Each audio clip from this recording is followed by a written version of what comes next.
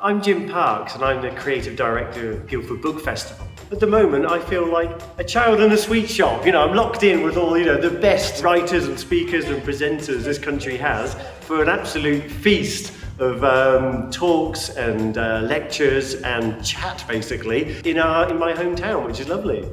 You've got fantasy authors hanging out with poets, hanging out with biographers and children's authors and crime writers and journalists. It's an 8-day festival. We've got 51 events.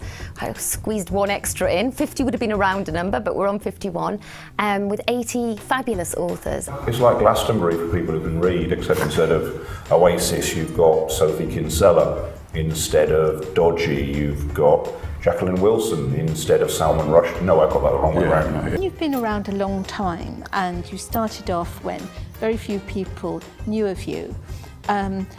Events were always a bit of an uphill battle, and I used to get a sort of tight knot in my tummy wondering if nobody would turn up.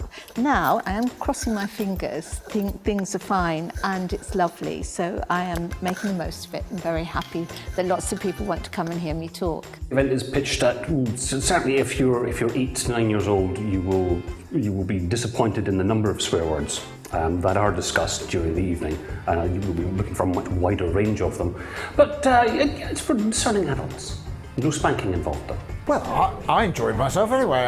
I talked inevitably, once I get going, for far longer than was necessary, and I think everybody was itching to get away, but probably by the time we finished, but it was... There's going to be a massive light show, which is just amazing. Mark's going to do an index solo. Yeah. He's just going to perform the index for about 10 minutes while we go backstage and drink Coke. Virtually every session we have, people get the chance to, pick up a microphone in the last 15-20 minutes and ask questions. Very disappointing if it's tumbleweed and cricket noises. So the Guildford Book Festival takes place throughout the town. We have 15 different venues, not just theatres, but we also like to use lots of other businesses and other locations in the town.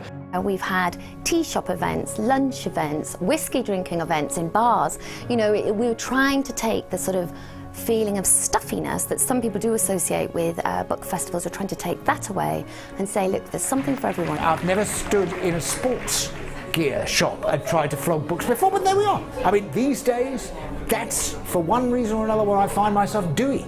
I can't make a television series without being stuck in a cagoule and thrown off the edge of a cliff. I'm here tonight in the fabulous Guildhall because me and my colleague Anna Hope are both talking about our historical novels, and it just seemed to be the most beautiful setting. A festival helps people to identify what makes a town. Guildford is the place I discovered that I was going to be a professional writer. One journey I made to Guildford, I didn't go quickly on the train. I was mad enough, I was young, and I went on the back of a motorbike in the middle of winter, and the moment we got to Guildford we had to go to the nearest pub and find a whiskey to warm up.